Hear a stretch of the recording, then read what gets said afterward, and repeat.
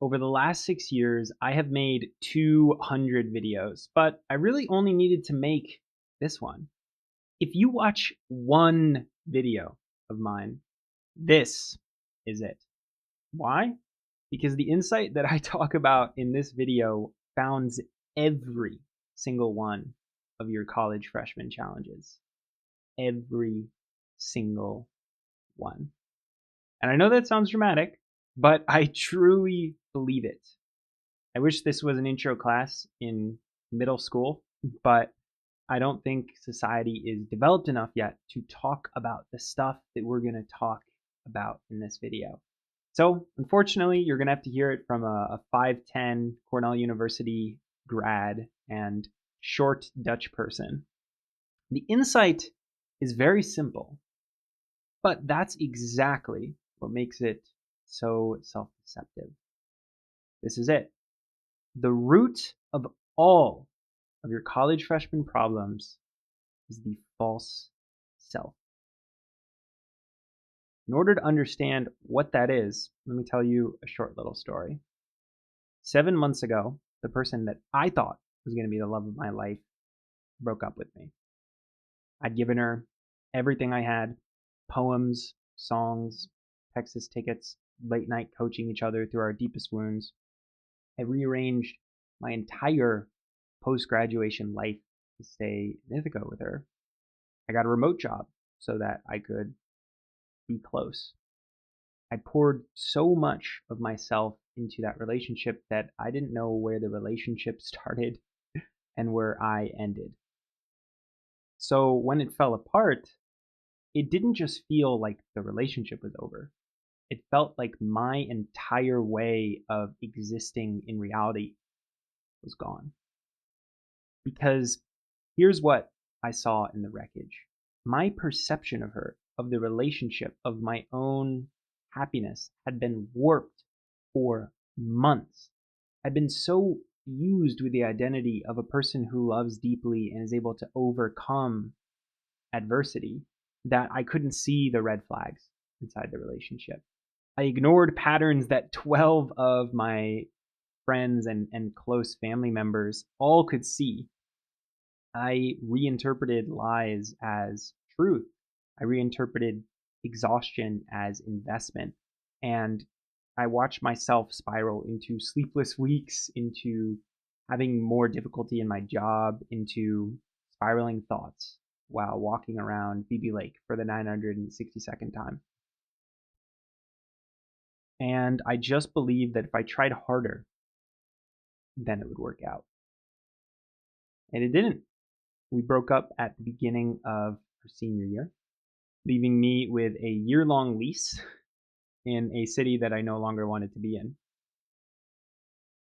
But I'll forever be grateful for that collapse because it illuminated something profound. For the first time, I saw my false self not as a concept that I read about in Ken Wilber books, but as an embodied phenomenon, as a living thing which had constructed my entire sense of that relationship. The neediness, the lack of control, the inability to walk away, all of it was an embodiment of my false self. Seeing me in that worst state allowed me to orient towards my best state. I finally understood in my bones, not just my brain, what the false self is. And ultimately, the thing that roots all challenges. So what is the false self? The false self is the finite character we construct throughout life in order to help us survive physically and psychologically. It's made of our achievements, our friend groups, our major, our aesthetic, our opinions about oat milk. Over time, we mistake this character for who we actually are. And because this character is under threat, often we spend an enormous amount of energy keeping it alive. It's important to know the false self isn't one monolithic villain. It's made up of many different parts, all trying to help us in their own ways. This is an insight talked about by Richard Schwartz in his book, No Bad Parts, which he illuminates that We're made up of a huge myriad of different parts, some exiles, some protectors that are all trying to help us in their own way. And I have a video going way more into that on shadow journaling and how to navigate those parts up above. So it's not just one monolithic thing. And it's also really important to know that self-compassion matters a lot here. The false self should not be seen as a demon. It's trying to help us. It's trying to protect us in the way that it's learned based off of the experiences that it was in. It's simply not equipped to actually make us everlastingly and absolutely happy, fulfilled, and loved. This is where it gets even more profound. The false self survives. Self-survival is the process through which our identity continually recreates itself through attachment, clinging to things being one way, and suffering when they aren't. We do it individually, we do it collectively through friend groups, institutions, and entire cultures, surviving certain identities and rejecting others. And here's the part that sounds strange until it clicks. Survival isn't just a physical thing. We don't just well, most of us can understand survival in the Darwinian sense, like some things survive, pass on their genetics, and then they keep that genetic theme going into the next generation. Think Simba being held up on the cliff. But where it's more tricky is in how humans survive, because we also survive psychologically. We survive the parts that keep our identity going. The part of us that flinches when someone questions our major, and the tightness in our chest when a friend group shifts without us. That's also survival, just a more psychological form. And this false self isn't just negatively valenced, it's positively valenced as well. The work ethic that got you into an elite college, your kindness towards strangers, your love for your friends. Simply put, survival is just recreating the character that we identify with, whether negative or positive. And all of self or collective survival is an act of love.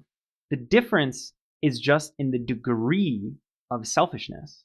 So a criminal robbing a bank is pretty low degree of love because it's just doing it out of love for money or for a desperate family situation or for the identity of being a criminal. Then you have higher degrees of love, but still survival, like donating to charity or parents paying for us to go to college. And it doesn't just live inside of us. Books like Anne Murphy Paul's The Extended Mind show that the self extends itself into the environment that we're in, our relationships, our technologies. It reaches into the group chat, the Instagram feed, the layout of your dorm room, the Spotify playlist that you listen to every time you're sad. When my mother went to college, she still needed to write letters to talk with her parents. But now I can just WhatsApp her from anywhere in the world. And this changes my perception of space, of time, of my relationships because of that technology. Our self is distributed, and therefore, so is our survival. The question is, what is the false self keeping us from? Ultimately, what spiritual traditions have known for thousands of years, which is the false self keeps us from our true self, our deepest nature, where we find success, happiness, and love that doesn't collapse every time that our circumstances change. The true self does not reject the false self. It lovingly transcends and integrates it. Rooted in the true self, we feel calm, content, creative, courageous. But the journey there is full of hardship and pain. We always are our true selves. It's just that we haven't realized it yet. And we become more and more close to our true selves by transcending and integrating the false self. I call this journey the conscious college journey. the hero's path of moving from one false self to awakening to the true self. And it's ultimately what all my content is about, whether it be talking about AI, meta learning, or gamification.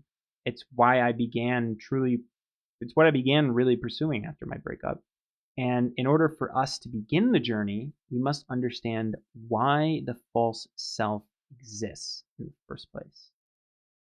Then we can answer how it roots all of our challenges. So, why does the false self exist? The false self didn't just show up randomly. It formed as a survival strategy in response to our environment. Just as organisms adapt to physical environments, we adapt to psychological ones. A teenager who gets praised for grades when they're young and then creates an identity out of achievement. A 22-year-old who builds his identity around loving deeply becomes someone who can't walk away from a relationship even when 12 people in their life have told them to. These survival strategies aren't good or bad. They just are. Some are negatively coded, avoiding intimacy because vulnerability once meant getting hurt, and some are positively coded, being generous because kindness was reciprocated early on. The problem comes when a strategy that helped us at one moment no longer helps us in the context that we're in. When our growth involves skipping over the hard parts, those unexperienced and unprocessed experiences become shadows. The shadow can either be a addiction where we are so close to something we can't see how we're tied to it, or an allergy where we're so avoidant of it we can't see how we're tied to it. Like the student who can't stop overworking, or the student who can't start working, are in some ways running from the same wound, but through an addiction or an allergy. Now, while there's countless environments we adapt to, a few are universal for most college students in building their false self, which one is childhood development. It's a big one. We all start with some sense of self merged with our primary caregiver. We don't have a independent one. It's just a first person, wildly egoic, world revolving around us like we're a tiny narcissistic sun sort of perspective. And then we develop a second person perspective where we can actually put ourselves in someone else's shoes.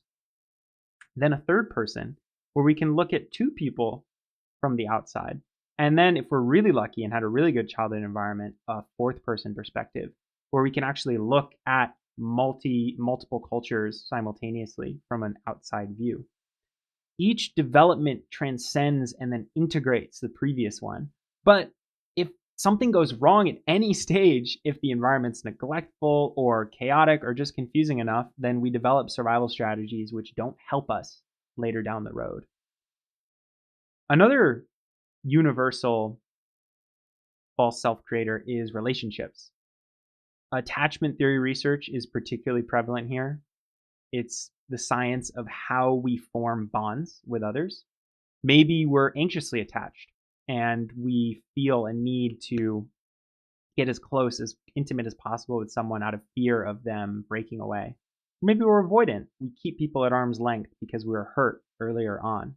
Or maybe we're secure and we can form healthy bonds.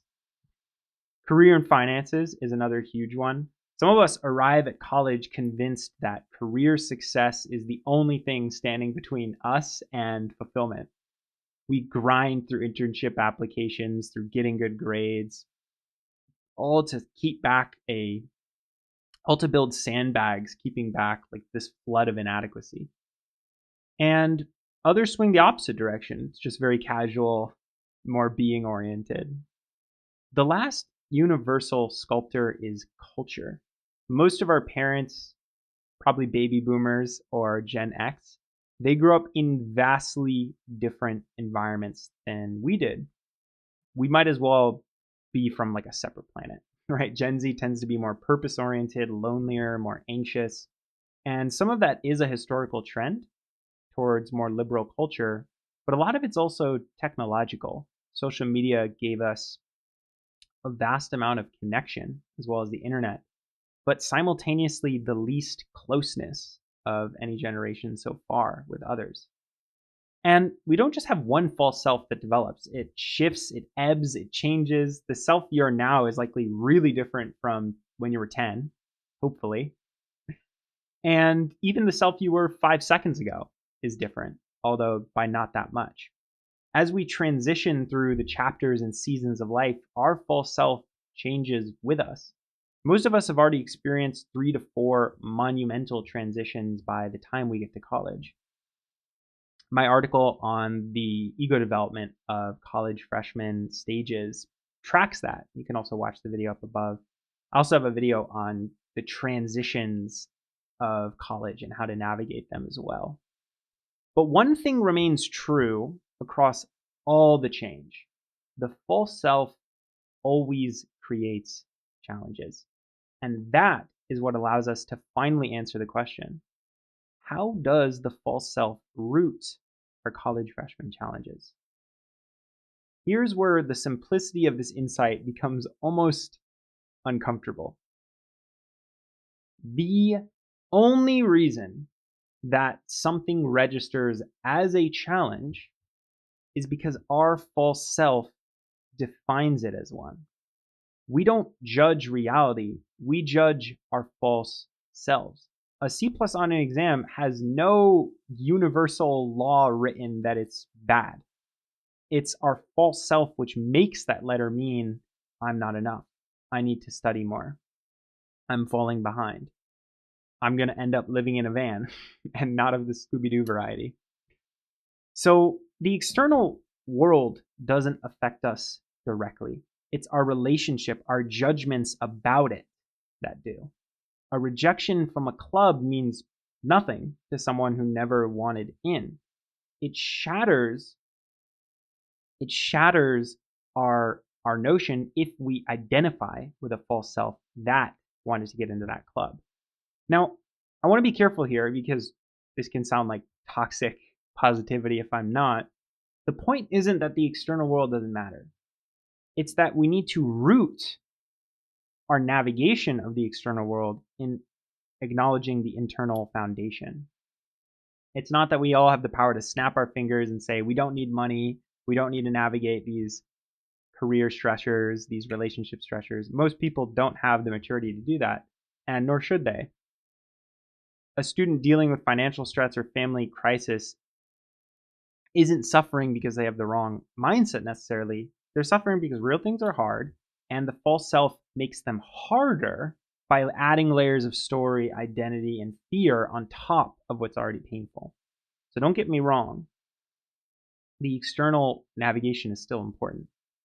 But that internal root is very essential because it's what bounds the external challenge.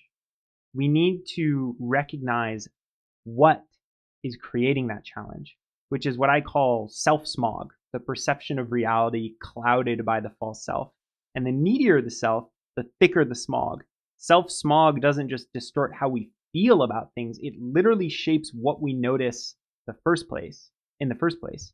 Like during those last few months of the relationship, I would purposely not notice things that were signaling an ending because I didn't want it to. So I reinterpreted the same information to a different person differently because of my self-smog. And this self-smog and this false self creates challenges from every dimension of life. Internally, it shapes our thoughts and emotions and the stories we tell ourselves at 1 a.m. Externally, it shapes our body, our exercise habits, stress navigation. In Bessel van der Kolk's really good book, Bessel van der Kolk, very good book, The Body Keeps the Score, she documents how unprocessed experiences and trauma actually store themselves somatically. So our false self doesn't just think its way through college, it actually clenches in our body. And you can check out my video on stress regulation above in order to see more about that. And it's way deeper than we might think.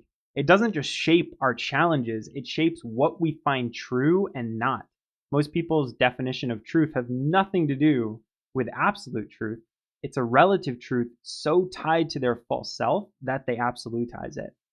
In fact, I go as far as to say as most of the world's problems are just false selves fighting against false selves. And you can check out my video on parsing truth from bullshit amidst AI in order to learn more about that.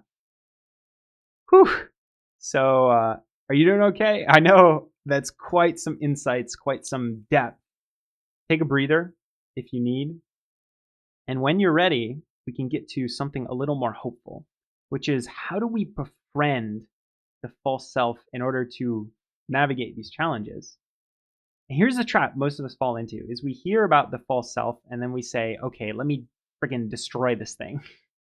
It becomes another false self project to destroy the false self. We want to go Super Saiyan on the false self. That's not the answer. The answer is befriending the false self, dancing with it rather than battling it. The false self is not a villain. It's trying to help you. It's trying to protect you in the ways that it learned to. The art is in befriending it by beginning with self-witnessing. This is the practice of grounding in the awareness behind all of conscious experience and witnessing what's going on without judgment and without clinging. Not analyzing, not solving, just pure being. Meditation works for this, but so does a nice walk around BB Lake or whatever lake is near you. And the body is the entry point for this. The false self lives in our body. When we're attached to it, it can be the shallow breathing that we feel during conversation, or a clenched jaw, or tightened shoulders, the heaviness in our chest on a Sunday evening, and we know school's about to start. When we build somatic awareness, we can start to catch the false self before it acts. And then once we've built some awareness, then we can start doing some journaling conversations. And 3 questions that I particularly suggest you sit with are 1, how am I surviving the identities I developed when I was younger? 2, what survival strategies are no longer serving me? And 3, how are the people around me acting out their own survival strategies? Self-witnessing and journaling are 2 incredibly powerful techniques that helped me navigate one of the hardest periods of my life. And it was even 7 months ago when I was just going through the breakup that I walked around that same lake that I'd circled hundreds of times, and I finally caught my false self mid-act. Not in a book, not in a meditation, but in the wreckage of that relationship. And for the first significant time, I chose to sit with it instead of feed it. The smog thinned a little, just enough to see the person walking around that lake was something worth being kind to. We don't befriend the false self because it fixes everything. We befriend it because it's the only way to stop building towers out of need and start building them out of love. And none of this happens overnight, right? It took me years, even before that insight, of building up my awareness of the false self. So it's not going to be befriended in watching this video alone. It takes a while for the smog to thin. But I see a world in which college doesn't just build students' resumes and job prospects, it builds their knowledge, their love, and their consciousness. A world in which we befriend our false selves rather than battle them with swords. A world in which people lead with their true selves in every interaction. And it starts with you. Every moment, every interaction that you root deeper in your true self is an opportunity to ripple out that growth in others. Until one day, we can all look back and see how far we've spiraled toward the stars. That's it. Thank you so much for watching. If you like this video, you should check out my free college freshman cosmic journaling kit, a gamified journaling system that will help you build a lot of the false self-awareness that we talked about in this video, as well as emotional intelligence and purpose. It's got over 1,000 journaling questions and takes just 15 minutes a day in order to journal. Check it out in the description below. As always, I hope you have a fantastic rest of your day. Eat some peanut butter, and bye bye.